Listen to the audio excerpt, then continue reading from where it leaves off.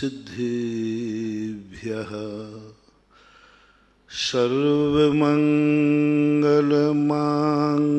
सर्वमंगलमांगल्यं सर्वकल्याणकारकं प्रधानं सर्वधर्माणां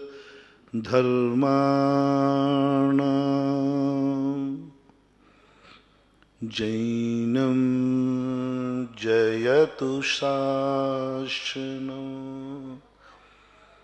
जैनं जयतु शासनं। पंच परमेष्टि भगवान की जय हो। आचार्य श्री गुरुवर कुंद कुंद महाराज की जय हो। आचार्य श्री गुरुवर विद्यासागर महाराज की जय हो। परम उपकारी निर्यापक क्षमाण मुनिपुंग श्री सुधासागर जी महाराज की जय। आचार्य संघ की जय। अपन उस वैभव के संबंध में समझ रहे हैं जो हमारा खुद का वैभव है, जो हमारे खुद की कमाई है, जिस पर हमारा पूरा अधिकार है। उसमें उसको कोई बांटना चाहे भी तो नहीं बांट सकता, लूटना चाहे तो कोई लूट नहीं सकता, मिटाना चाहे तो मिटा नहीं सकता, कुछ नहीं कर सकता। एक ऐसा वैभव, दो कमाई करता है व्यक्ति दुनिया में। एक कमाई वह जिसे 2 नंबर की कमाई कहते हैं, वह कमाई कोई भी लूट लेता है, कोई कानून हमें हिरासत में ले लेता है। ऐसे भी कुछ होते हैं हमारे जिंदगी में, कुछ वस्तुएं हमें ऐसी मिलती हैं बाहर से, कर्म भी ऐसे ही बंद होते हैं। एक कर्म वो बनता है, व्यक्ति करता है, जो हमें बाहर की सामग्री का संग्रह कराता है, दूसरों की सामग्री को हमारे लिए प्राप्त कराता है। जैसे आपके व्यापार में 1 नंबर 2 नंबर चलता है ना, ऐसे ही कर्मों में भी 1 नंबर 2 नंबर होता है। जब व्यक्ति पुण्य करता है कि मुझे बाहर का सारा वैभव मिले, सारा वैभव मुझे मिलना चाहिए, सर्वाधिक मिलना चाहिए, दुनिया को बचे या नहीं बचे, ऐसी भावना से जब व्यक्ति पुण्य करता है और उसको जो कुछ मिलता है वह कोई भी लूट ले जा सकता है, कोई भी विनाश कर सकता है, क्योंकि वो पराया है। उसने परवस्तु के लिए प्रयास किया, जड़ पदार्थ के लिए प्रयास किया, दुनिया के वैभव के लिए प्रयास किया। ये कई बार लुट जाता है व्यक्ति, कोई भी लूट लेता है। रावण ने ऐसी ही जिंदगी में अपना प्रयास किया था। उसकी साधना तपस्या थी। जब वरदान मांगने की बात आई तो उसने मांग लिया, संसार का संपूर्ण वैभव मेरी मुट्ठी में हो। यदि वहां ज्ञानी होता तो वो कहता कि मेरे खुद का वैभव मेरे पास हो, मेरा वैभव जो है, मेरे खुद का खजाना मुझे पता चलना चाहिए। चोर दूसरे का खजाना ढूंढता है, साधु खुद का खजाना ढूंढता है। दोनों पे खजाने की नीयत है, लेकिन ज्ञानी कहता है, ज्ञानी को एक अंदर से परिणाम जाग जाता है कि मैं कोई छोटा मोटा आदमी नहीं हूं, खानदानी रईस हूं, खानदानी। मैं छोटा मोटा आदमी नहीं, मेरा कुल, मेरा वंश वो पता कर लेता है, उसको आभास हो जाता है, उसके ज्ञान में आ जाता है कि मैं कोई छोटा मोटा आदमी नहीं हूं, मेरा वंश बहुत बड़ा तगड़ा वंश है, खानदानी हूं मैं अमीर, क्योंकि मैं जीव द्रव्य हूं। जीव द्रव्य की अनुभूति करता है व्यक्ति, और जैसे ही व्यक्ति को जीव द्रव्य की अनुभूति होती है, ऐसे ही उनके लिए स्पष्ट रूप से अनुभव में आ जाता है कि मैं खानदानी रईस हूं, राजा का राजकुमार हूं। कुंद कुंद भगवान ने समय सार के अंदर जीव को राजा कहा। तू राजा है, तेरा वंश राजा है, तेरा अंश राजा है, तू खानदानी रईस है। देख तेरे जीवन में तेरे पूर्वज कितने रईस थे। अनंत ज्ञान था उनके पास, अनंत दर्शन था उनके पास, अनंत सुख था उनके पास, अनंत शक्ति थी। तो जिस जीव राशि का स्वरूप है, उस जीव राशि में ही भगवान हुए।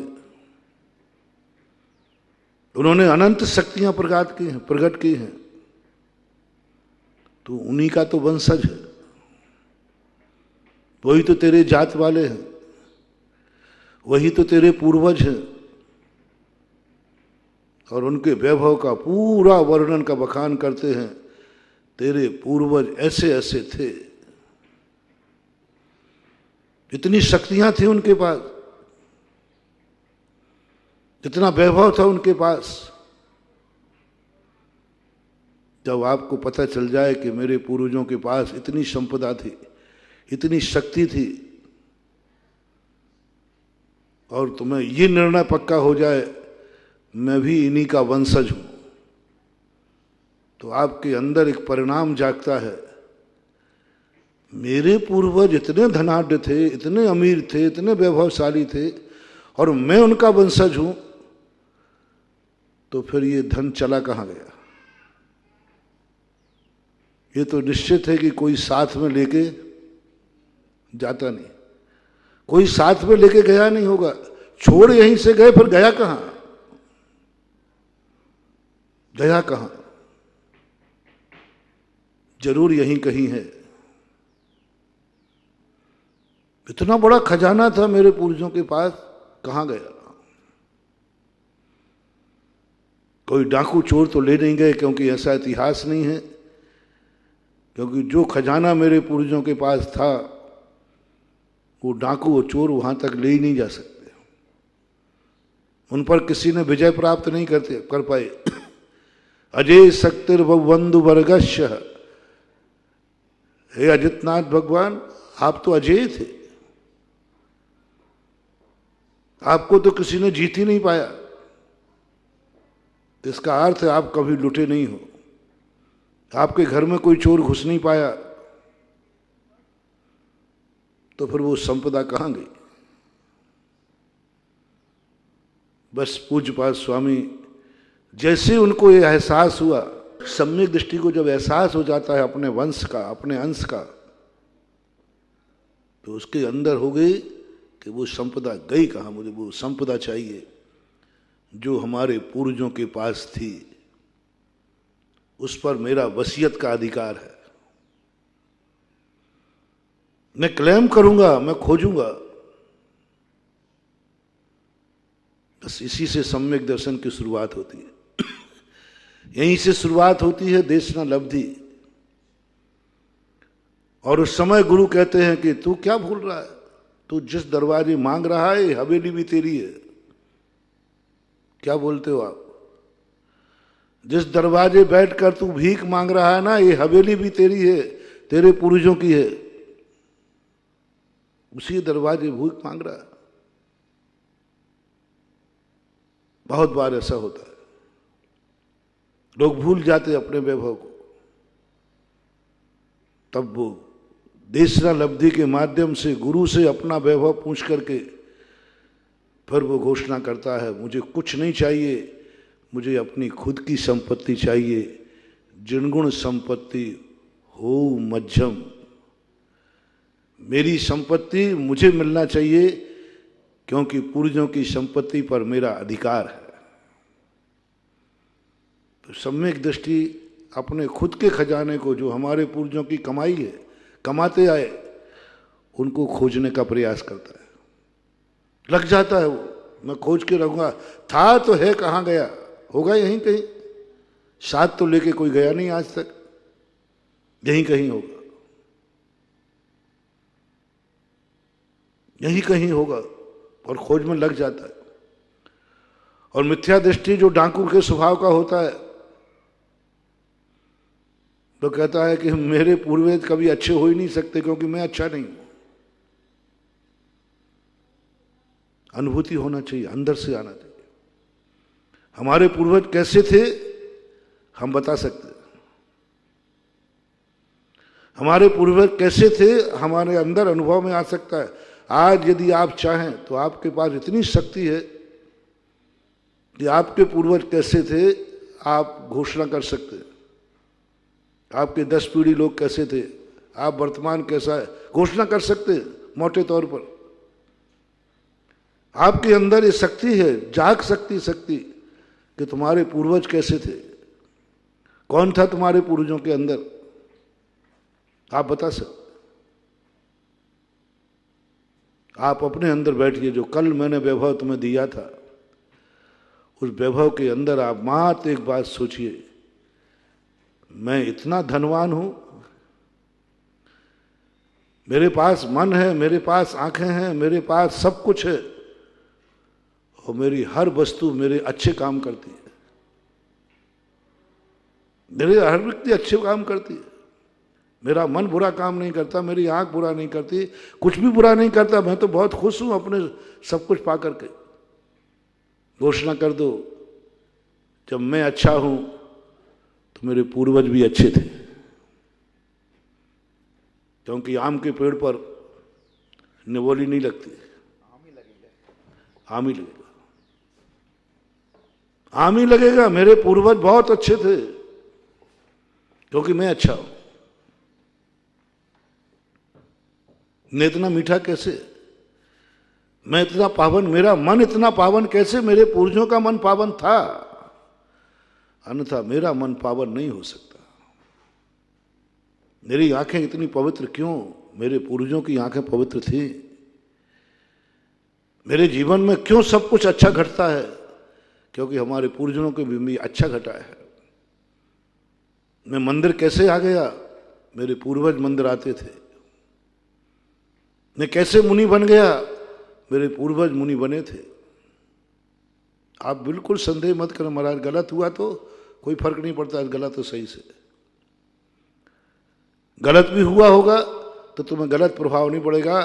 तुम तो पहले अपने आप में अपने पूर्वजों को क्या मानते हो ये निर्णय करना है। कल तो मैंने तुम्हें अपने आप को कहा था कि तुम कौन हो, अपने आप को क्या गरीब और दरिद्र मानते हो। तुम्हारी एक एक वस्तु जो तुम्हारे पास है वो वस्तु अनमोल है।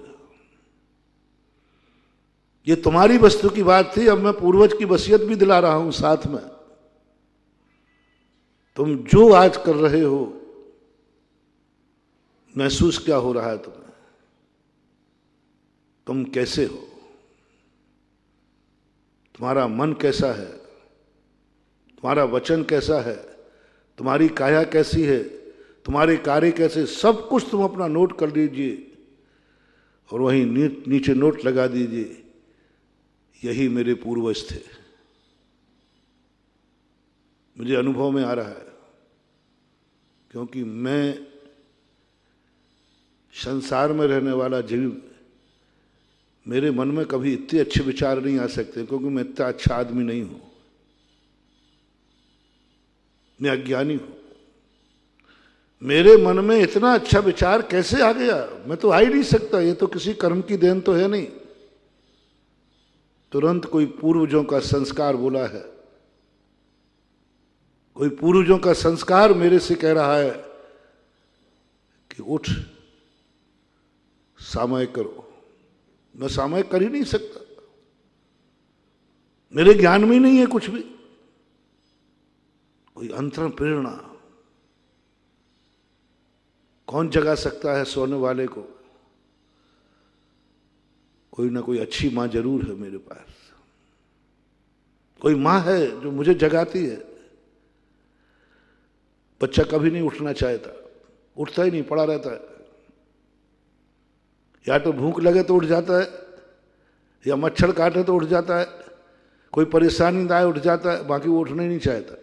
तुरंत साधु सोचता है कौन जगा रहा है मुझे, कोई जरूर मेरी अच्छी माँ है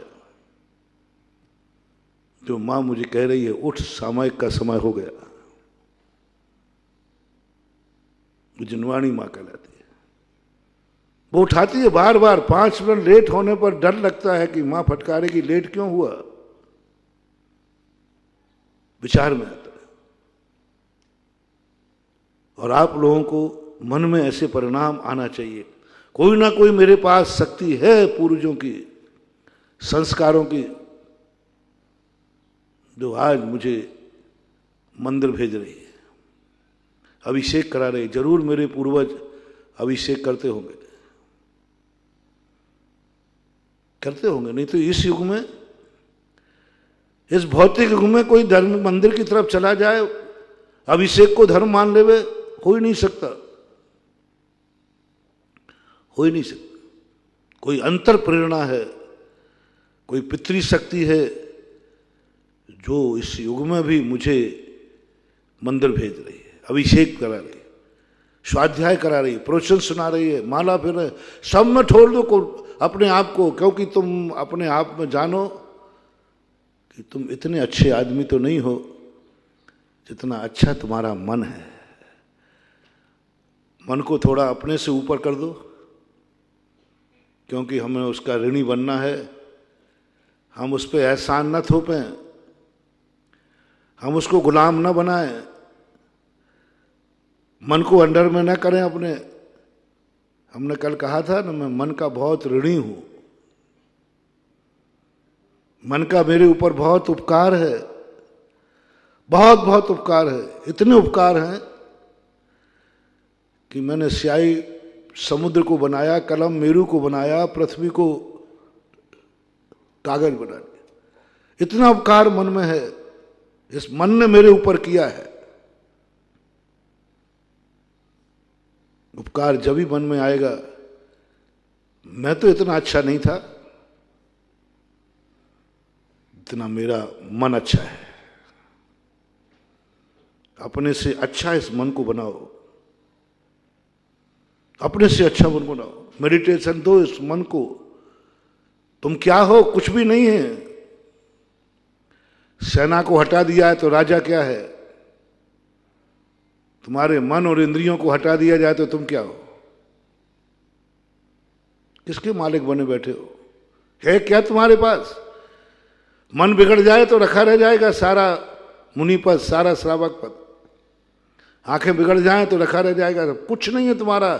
तुम्हारा जो कुछ भी वैभव है, आज जो तुम इतरा रहे हो, आज जो तुम इज्जत पा रहे हो, आज तुम सगुन से बैठे हो, तुम अपनी बदौलत बैठे हो। नहीं बंधु,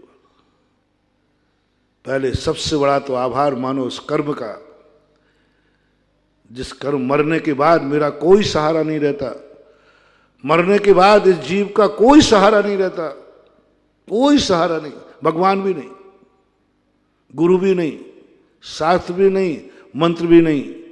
विग्रह गतौ कर्म योग, कर्म साथ देता है,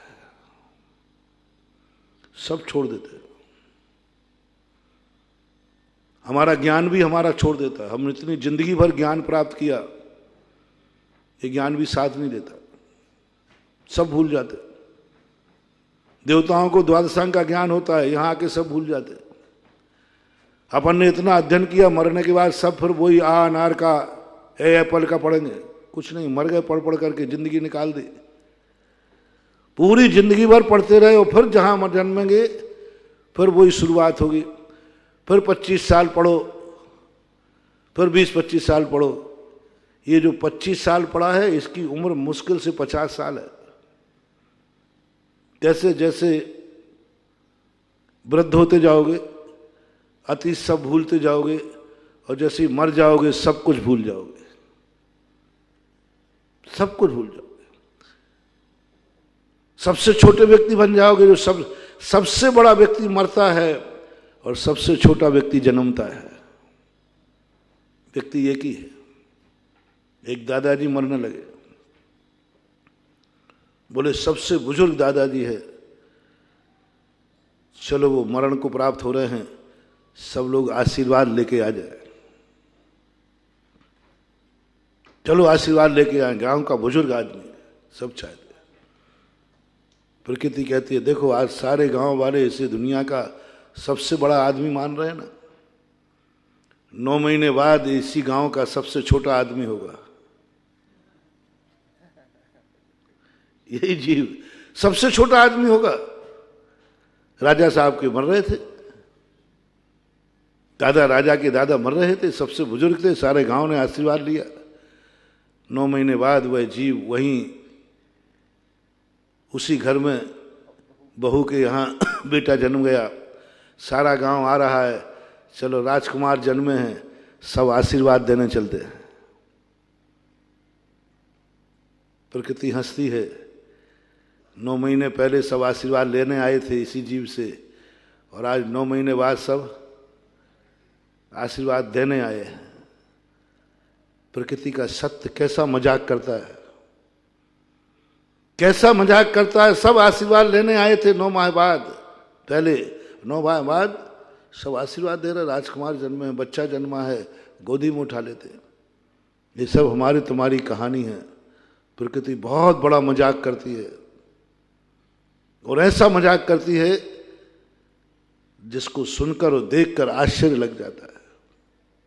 कुछ नहीं है बंधु अपने पास, कुछ नहीं है।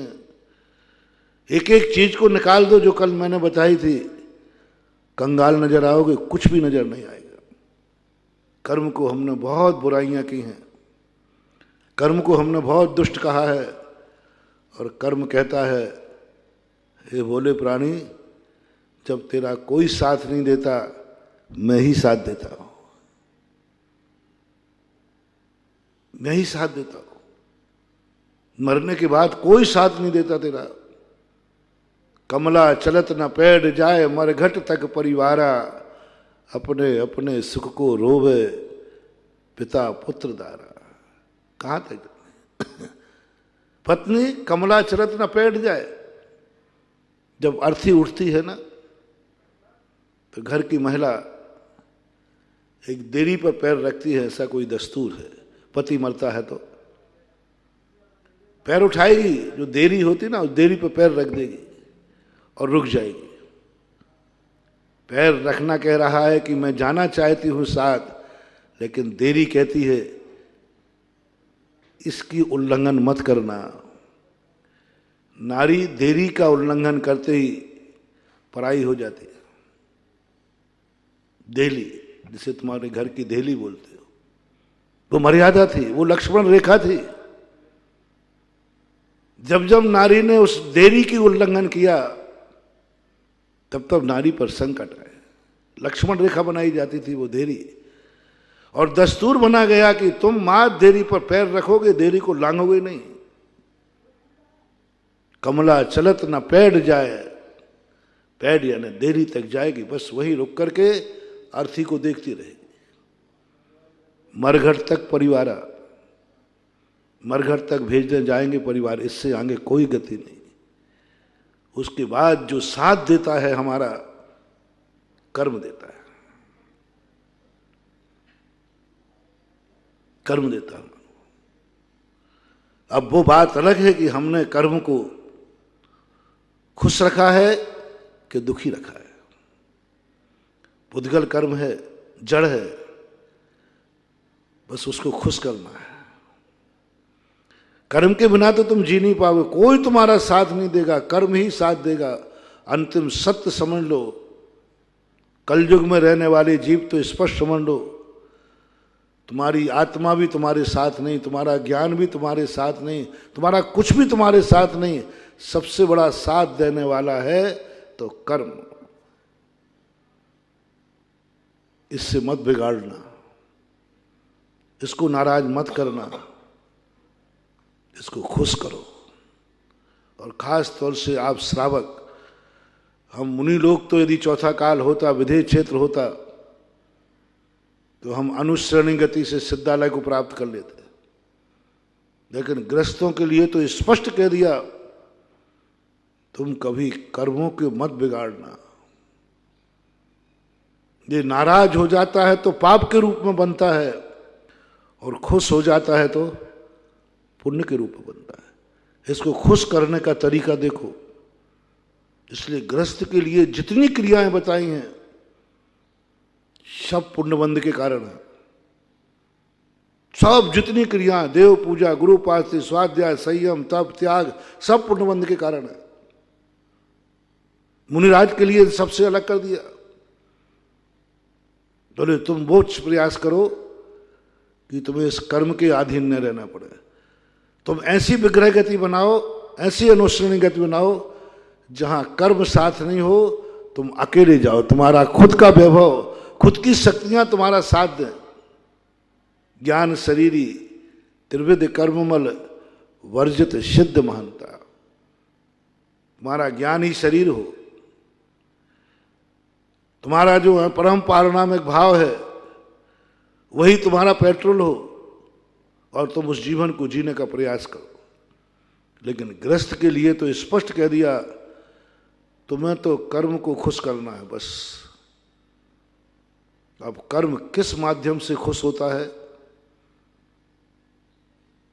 कौन सी दशा तुम्हारी है जिसमें कर्म खुश बना रहे, क्योंकि अंत में कर्म साथ देगा।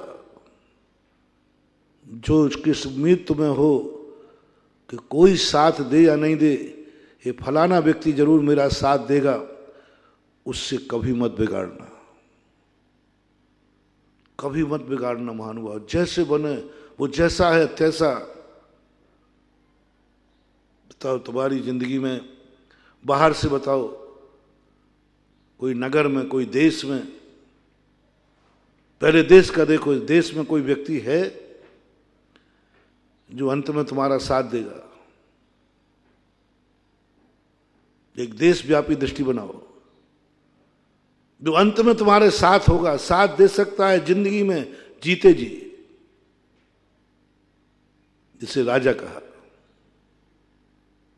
राजा से कभी मत बिगाड़ना। राजा खुश हो जाए तो क्या दे सकता है, और राजा नाराज हो जाए तो क्या ले सकता है,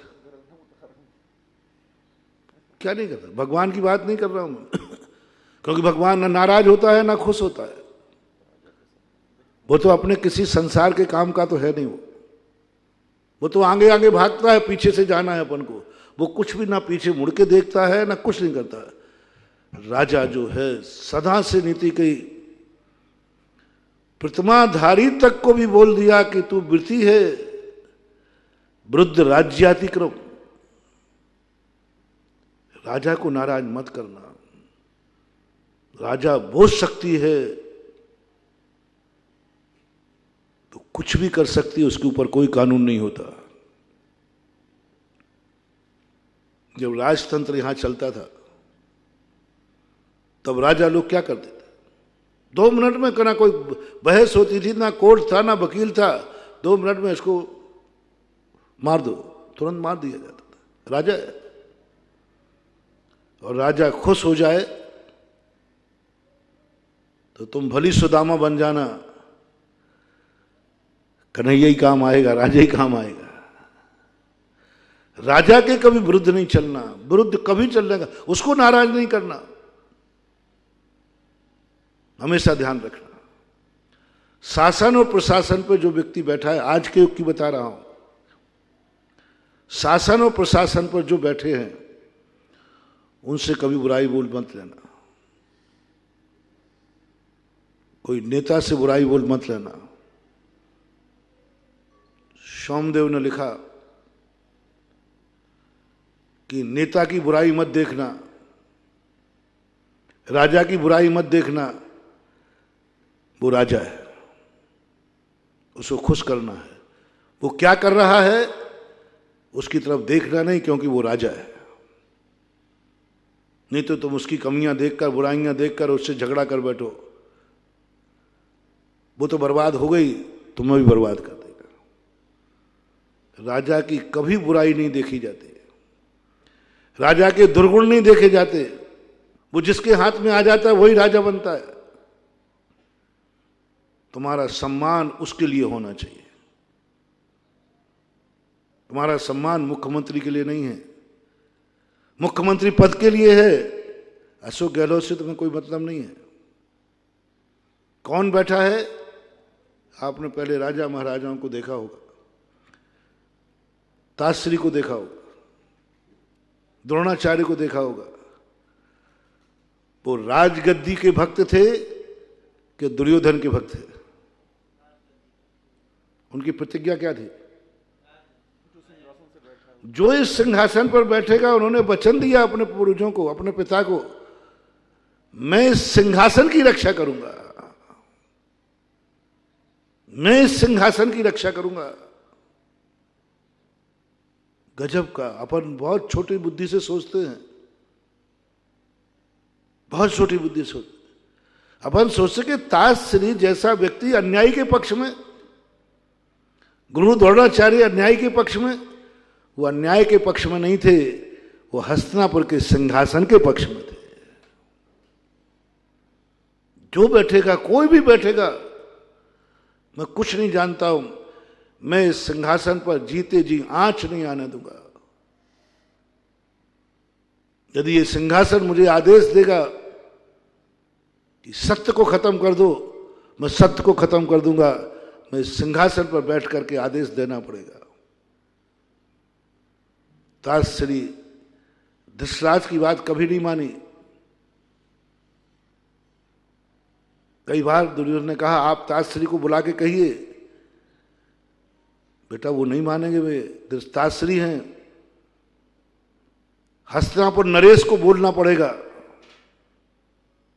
धृतराज की बात नहीं मानेंगे, हस्तिनापुर नरेश को बोलना पड़ेगा। जब जब ताजश्री से कोई गलत बात बनवाई, धृतराज ने सिंहासन पर बैठ के कहा, हस्तिनापुर नरेश धृतराज ये आदेश देता है। अब ताजश्री तो कुछ नहीं, आदेश हो गया।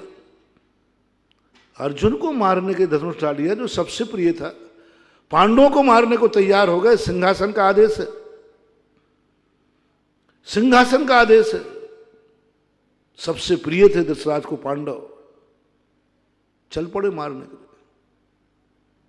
द्रोणाचार्य सिंहासन के लिए वचन दिया था उन्होंने, मैं सिंहासन की रक्षा करूंगा। एक बार जब किसी ने साथ नहीं दिया था, चारों तरफ से द्रोणाचार्य खाने खाने को मोहताज हो गए थे। अन्न राजा ने निकाल दिया था। उनका मित्र था द्रुपद, द्रुपद ने भी उनके साथ दुर्व्यवहार किया था। साथ में पढ़ने वाले थे।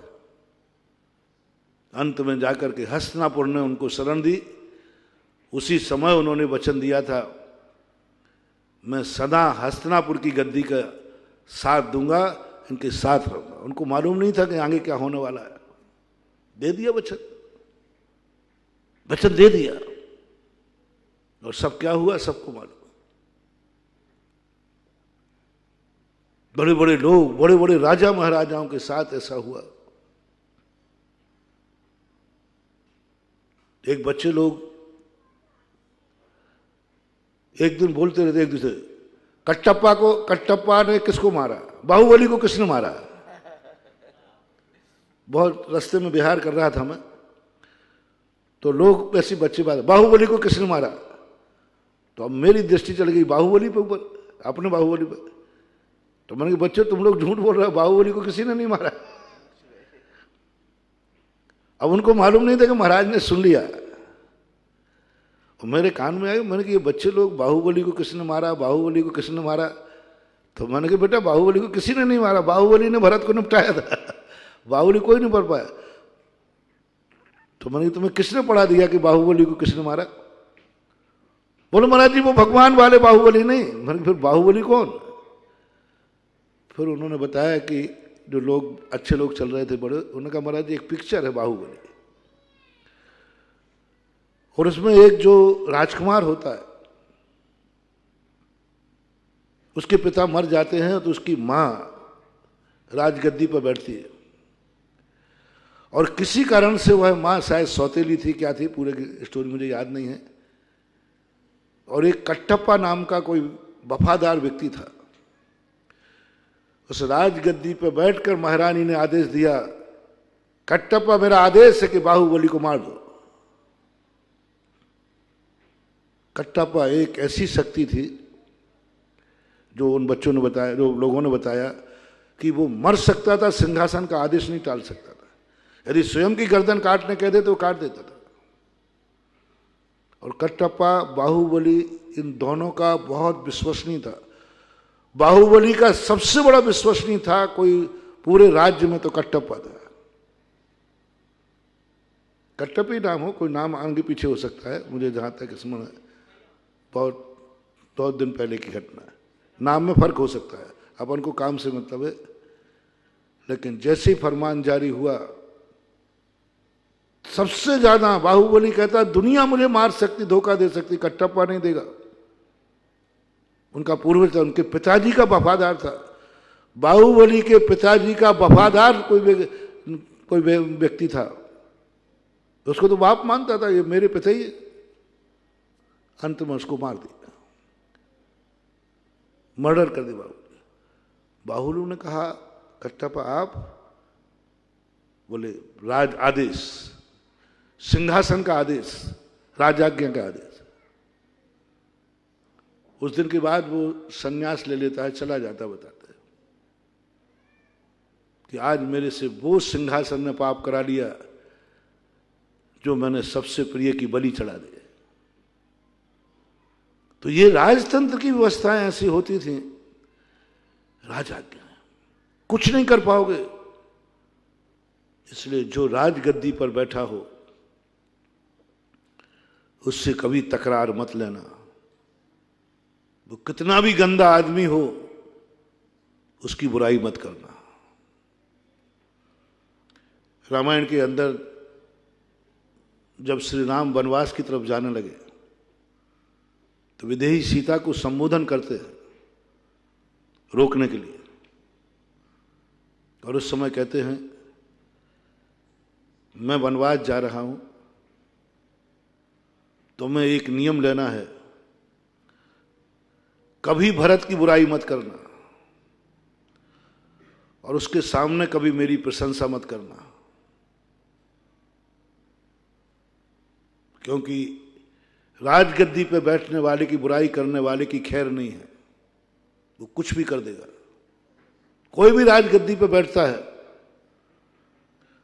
और एक राजा कभी दूसरे राजा की प्रशंसा नहीं सुन सकता, ये राजा की सबसे बड़ी कमी होती है। ये नीति है, बहुत बड़ी नीति है। रामचंद्र जी सीता को समझा रहे, भूल करके कभी तुम एक नियम करो, वायदा करो, क्योंकि तुम क्रोध में होगी, तुम कभी उलाह ना दोगी।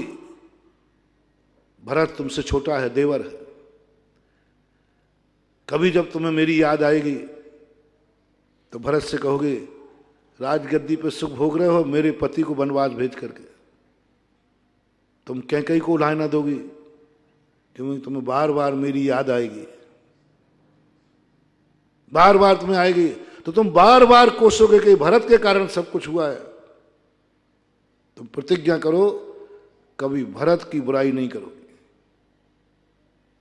अयोध्या नरेश की बुराई नहीं करोगे, जो गद्दी पर बैठेगा उसकी बुराई नहीं करोगे, और कभी भरत के सामने, कैकेयी के सामने मेरी प्रशंसा नहीं करोगे। जिसने जो कर्म किया है, पिताजी ने जो कर्म किया था, मैं भी नहीं बदल पाया, और मेरे अंदर जो कर्म था वो मैं भी खुद नहीं बदल पा रहा हूं। देखो जंगल में घूम रहा हूं, कर्म की रेखा कोई नहीं बदल सकता। इसलिए महानुभाव, मेरा आप सारे जगत से मेरा कहना है, कर्म को नाराज मत करना, कभी भूल कर नहीं करना। कर्म जड़ है, कर्म अचेतन है, कर्म कैसा भी है उसको कभी नाराज मत करना, पुद्गल को नाराज मत करना। संसार में रहना है तो जल में रह कर के मगर से बैर नहीं करना। जैनाचार्यों ने बहुत ध्यान रखा और गृहस्थ को स्पष्ट कह दिया, कर्म को खुश करने की क्रिया करो। पूजा क्या है? देव पूजा। मोक्ष जाने की क्रिया नहीं है, कर्म को खुश करने की क्रिया है। कर्म खुश होता है देव पूजा से। गुरु की पूजा नहीं है, गुरु की सेवा नहीं है। तुम गुरु की सेवा करते हो, कर्म खुश होता है। जितनी भी तुम्हारी क्रियाएं बताई वे सब पुण्य बंध के कारण बनती है। अभी आश्रम की क्रिया में, सम्यक बंधनी क्रिया में आया चैत्य, गुरु, प्रवचन, भक्ति, ये सब आश्रम के कारण है, पुण्य बंध के कारण है। सम्यक वर्णी और पुण्य बंध, जितनी क्रियाएं हैं पुण्य बंध के कारण है। आश्रम में लिखा सम्यक को बढ़ाने वाली क्रिया आश्रम कराएगी।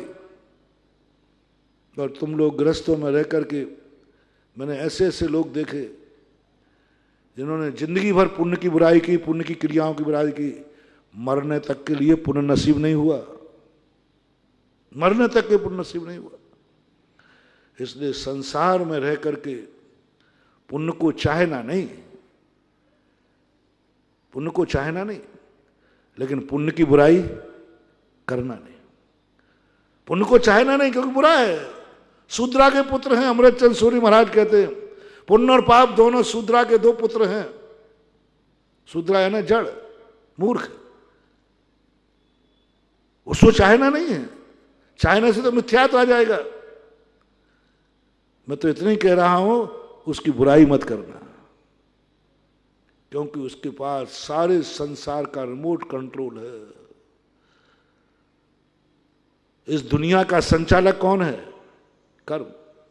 रिमोट कंट्रोल किसके पास है? कर्म के पास। जिसके पास शक्ति हो उस कर्म की बुराई मत करो, उसको खुश करो।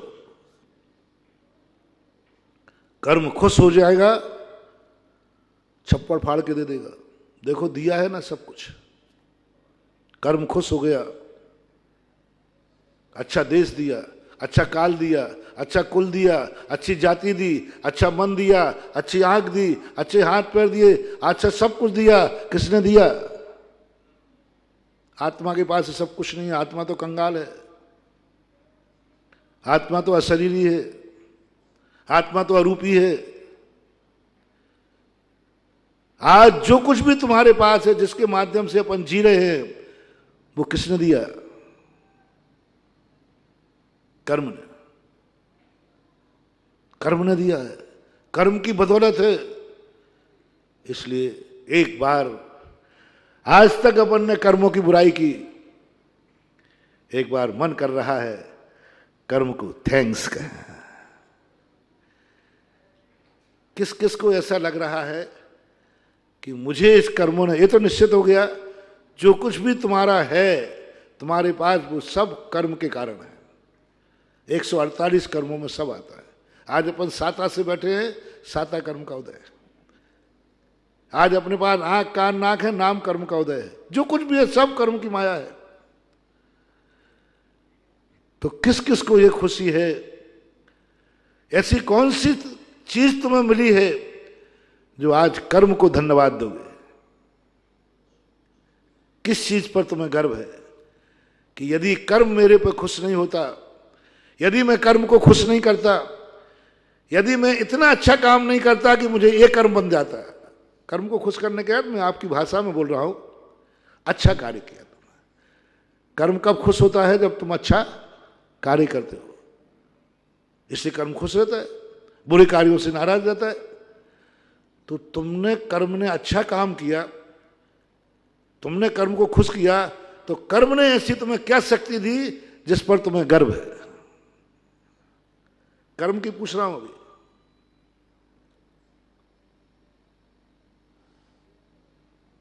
भारत देश में तुम्हारा जन्म हुआ किसकी बदौलत? बोलो। कर्म की बदौलत। तो बोलो तुम्हें गर्व है कि नहीं? कि रो रहे हो महाराज, हमें तो अमेरिका में जन्म लेना था। तुम्हारी तुम जानो। मैंने तो 100 बार इस कर्म को धन्यवाद दिया कि हे कर्म, तेरा 100 शुक्रिया गुजार करता हूं कि तेरी मेहरबानी से तू खुश हो गया, मुझे आर्यखंड में जन्म दिया, भारत देश में जन्म दिया। थोड़ा ही सा नाराज हो जाता है, यूं कर देता, हाँ पूरा प्रसन्न नहीं कर पाया, पूरा प्रसन्न कर लेता है तो ये कर्म मुझे विधेय क्षेत्र में जन्म दे देता है। क्या करें, वो जो अकल आज आई ना, वो अकल पहले आ जाती। बहुत पछताता हूं कि कर्म की मैंने इतना तो खुश किया ही था कि उसने आर्यखंड देना मंजूर कर लिया था। कर्म ने कहा तूने अपनी जिंदगी में इतने अच्छे आचरण किए हैं, इतना अच्छा आचार विचार कर गया है, मैं तेरे से खुश हूं, तेरा जन्म आर्यखंड में होगा। थोड़ा सा और खुश कर लेता, थोड़ा सा और, तो विधेय क्षेत्र के आर्यखंड में जन्म होता, जहां आज साक्षात भगवान के समोषण में तो क्या, भगवान बनकर उपदेश दे रहा होता। अभी क्या बन के दे रहा हूं? मुनि बन के। क्यों? क्यों? विधेय क्षेत्र में मैं केवल ज्ञान प्राप्त नहीं कर सकता था? कर सकता था। अपन क्यों रूखा खाए? काश में विधेय क्षेत्र में होता तो आज केवल ज्ञानी होता। बस हम तो ये वायदा कर सकते, भगवान मैं कभी झूठ नहीं बोलता हूं, बोलूंगा भी नहीं। मुझे श्रीमंदर भगवान का सनद मिल जाए, मैं छायक सम्य दर्शन प्राप्त करके केवल ज्ञान प्राप्त करूंगा, ये मेरा वायदा है। मैं अपने सत्य बोल रहा हूं, सत्य महावृत की साक्षी करके बोल रहा हूं, मैं तो सत्य बोल रहा हूं। अब वो सत्य निकले या ना निकले, ये गारंटी मेरी नहीं है। एक नरियल अपार बजाते हैं, तू सो जाता है, दुकानदार कहता बाकायदा पक्का कहता हूं नरियल चोखा है, अपन ने भी बजा लिया। क्या मान के लाए नरियल? चोखा मान के लाए, खोटा मान के? 3 बार बजाया है, चोखा मान के आया हूं, ध्यान रखना। पूरी श्रद्धा से चोखा मान के आए, अब खोटा निकल जाए तो फिर क्या करूं? जैसे कल मैंने कहा था कि मैं कभी भी अपने आप में कभी भी झूठ बोलने का विकल्प नहीं करना। अब झूठ निकल जाए तो अब मेरी तो मैं क्या करूं? मैंने तो सत्य बोला था, मैंने तो कहा था मैं ऐसा करूंगा, आप देख लीजिए। अब गलत निकल गया तो हो सकता है। कितनी बातें हैं जो अपन सत्य मानते हैं, बाद में गलत निकल आते।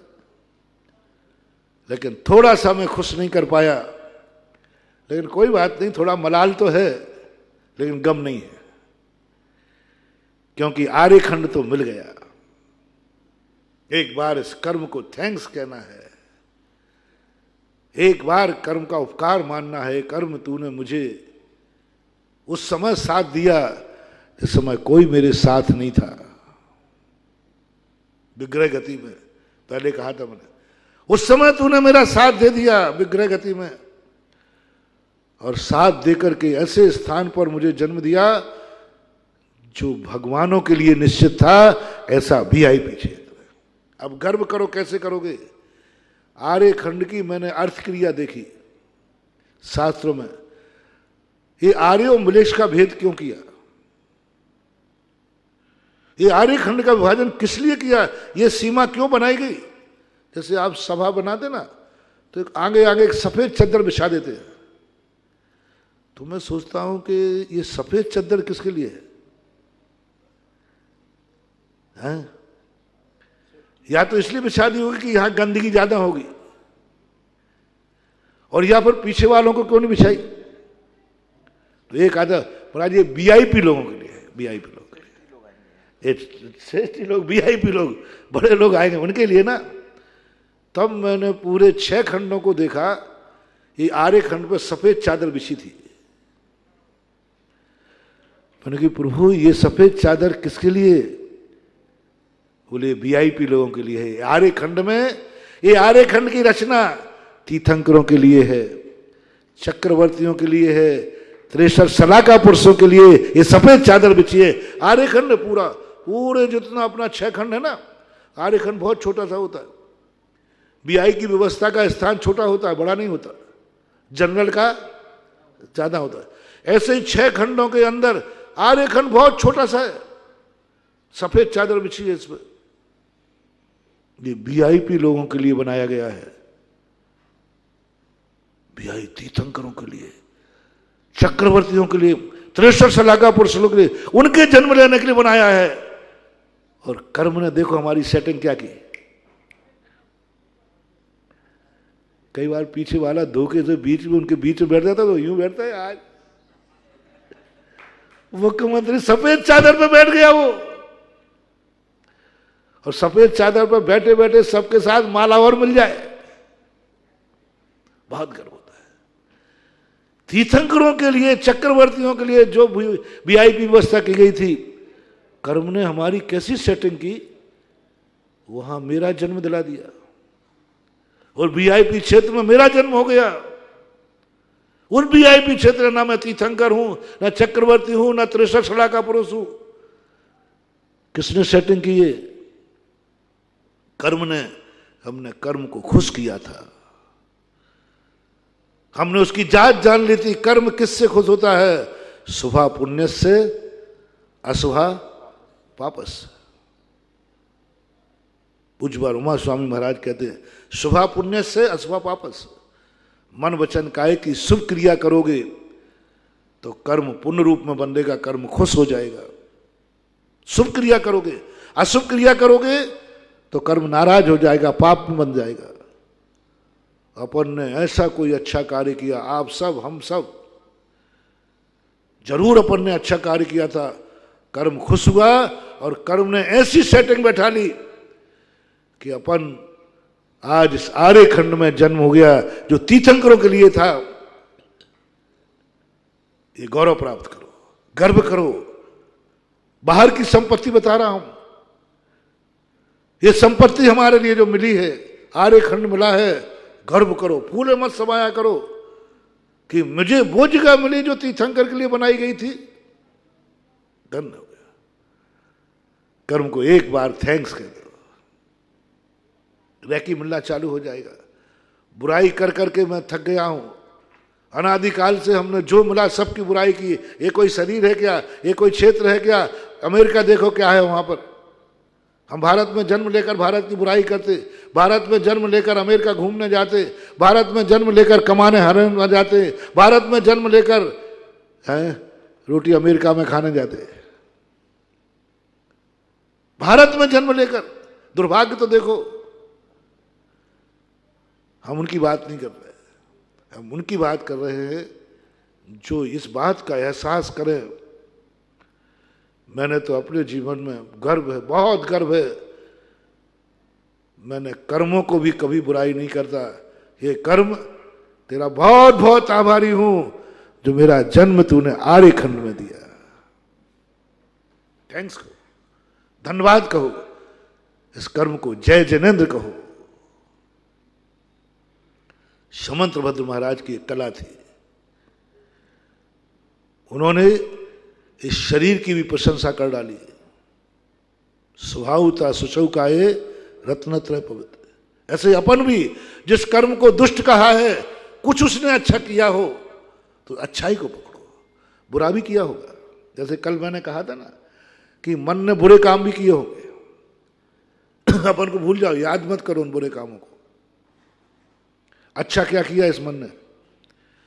कभी सामायिक बिगाड़ी भी होगी इस मन ने, बुरे भाव ला करके, भूल जाओ। और कर्म से, मन से कह दो कि तूने मेरा बुरा क्या किया ये मुझे याद नहीं है, तूने मेरा अच्छा किया ये मुझे याद है। एक बहुत बड़ा मेडिटेशन दे रहा हूं आपके लिए।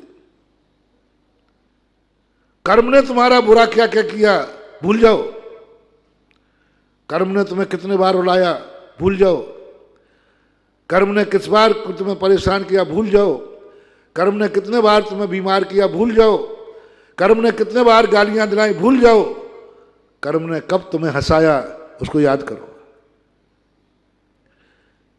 जिंदगी में व्यक्ति रोता ज्यादा है कि हंसता ज्यादा है? बोलो ना, हंसता ज्यादा है, रोता कम है। बताओ अच्छा 24 घंटे में कौन कौन रोया आज, कल से आज तक? भाई बच्चे लोग बताओ, सोए हो ना कल? कल किसी से कोई रोना फोना तो नहीं हुआ ना कल? 1 जनवरी कल थी कि परसों? अभी 2 दिन में कौन रोया? मैं तो नहीं रोया। आप लोग